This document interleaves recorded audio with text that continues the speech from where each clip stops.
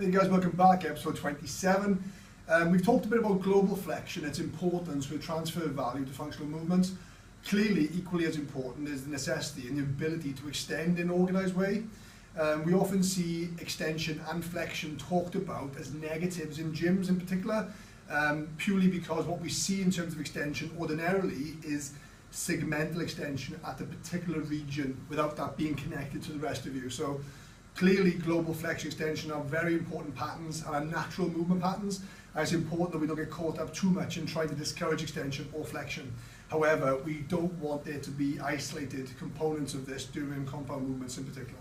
So what we're looking at with regard to spinal stability is being able to organise an extended system as well as a flexed one.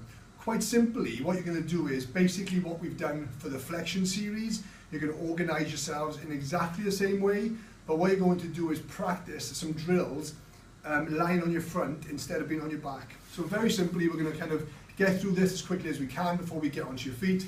But essentially, we're going to use the floor space in the same way.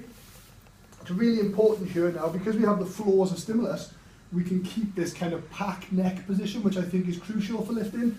And we're going to really think about keeping that organised here. We can start off with our arms by our sides or in front of our faces, doesn't really matter. But what we're going to do is, depending on your skill level, is have an organised upper body, so we're setting our shoulders. And what we're going to do here is we would get our toes pointed, our knees together, and what we would want to do is minimise any arching of the back, and we want the lifting to come from the bottom, from your glutes.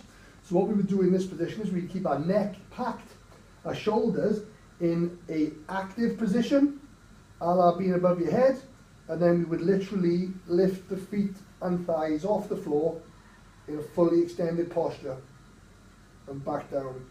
Initiating and controlling that movement pattern from your glutes and not from extending your lumbar spines. We can then do the same for the upper body, so we can get you into a forward position, you can brace with the lower half, organise my midsection, lift up and back down. Head stays the same throughout.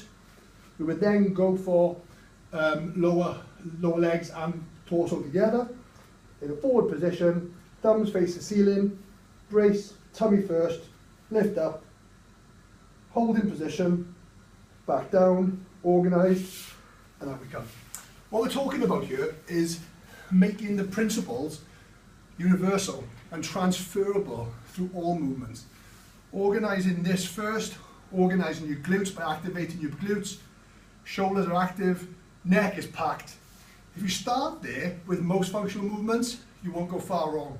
We're going to show now a couple of on your feet transfer drills that we love with our athletes that seem to get a lot of mileage. As usual guys, give us your feedback, get in touch, and we'll catch you soon.